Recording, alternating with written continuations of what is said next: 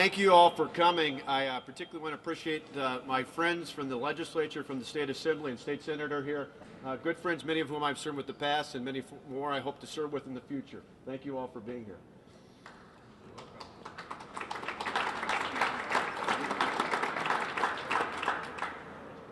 Tonight, Governor Jim Doyle will give his State of the State address. There is no doubt that much of his speech will focus on few of the successes in Wisconsin. I am pleased that some of our citizens are doing well. However, the truth is, the majority of people I talk to all across this state are scared. They're scared about the economy, scared about their jobs, their homes, their families. These are the true faces of Wisconsin today. These are the people who reflect the true state of our state.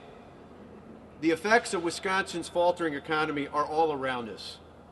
We see it in places like Janesville, Wausau, Racine, or Green Bay. As we look at closed plants, once thriving mills, or empty main streets, storefronts, we hear it in conversations with our neighbors who lost their jobs or lost their retirement savings. We feel it at the kitchen table as we go over the bills, wondering what's left to cut this month. Wisconsin's lost 163,000 jobs last year. Today, nearly 1 in 10 people in Wisconsin are out of work. Thousands more are underemployed or given up on finding family-supporting jobs. By almost any measure, Wisconsin, sadly, is no longer considered a good place to do business. And unless we take immediate and significant action to turn our economy around, Wisconsin will continue to lag near the bottom in rankings for job growth. State government under Governor Doyle has contributed greatly to this decline. And last year, when families and employers all across Wisconsin were tightening their belts to make ends meet, Governor Doyle and the Democrat-controlled legislature was increasing spending by 6% and raising taxes by more than $3 billion to pay for it. They raised our income taxes, property taxes, capital gains taxes, business taxes, taxes on hospitals and phone services. They even raised the garbage tax. By the time their tax and spending spree was over, the average Wisconsin family was stuck with thousands in new taxes. And changes Governor Doyle has made to combined reporting last year cost millions of dollars and threatened jobs at companies like Harley-Davidson in Milwaukee, Kimberly-Clark in the Fox Valley, Briggs and Stratton in places like Wauwatosa and Jefferson, Murphy Oil in Superior, and CenturyTel in La Crosse.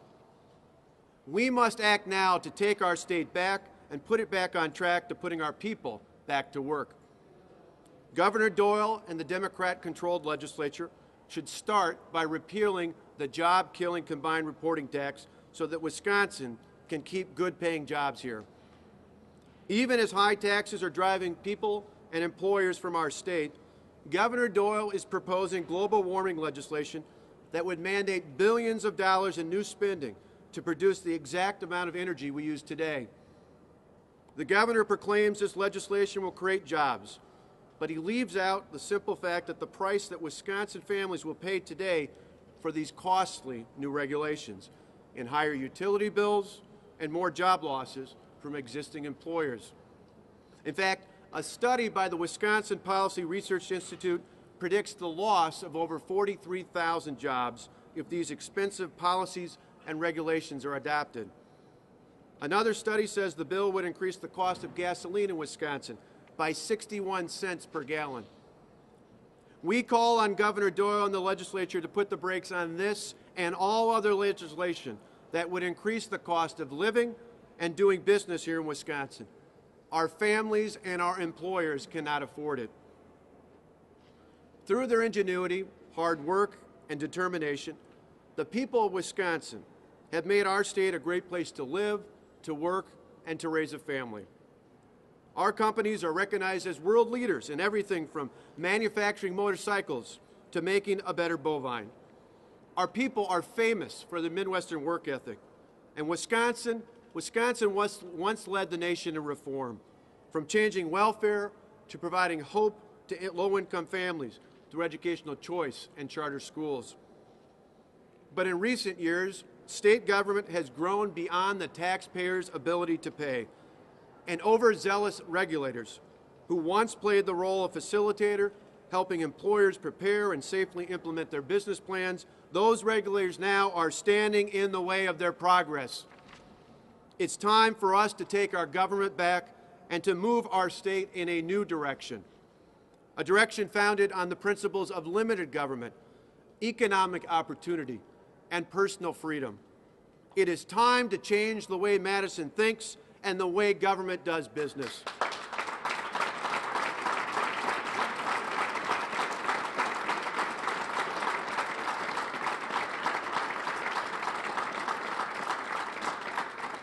Unfortunately, the state of Wisconsin's economy is weak. Fortunately, the determination of our people is strong, very strong. Recently, I met a woman working at a McDonald's near my home in Wauwatosa. Sharon had been laid off from a previously high-paying job. She had lost her family's home and had been struggling for months to make ends meet. But what struck me from my conversation with her was not that she was full of despair.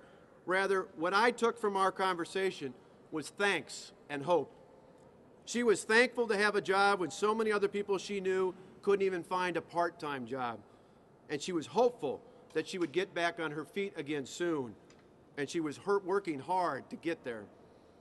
It is her type of work ethic that I am convinced will get Wisconsin back on track. And on behalf of Sharon and every other person like Sharon across this state, I will do everything in my power to change Wisconsin's business climate to bring jobs back to our state.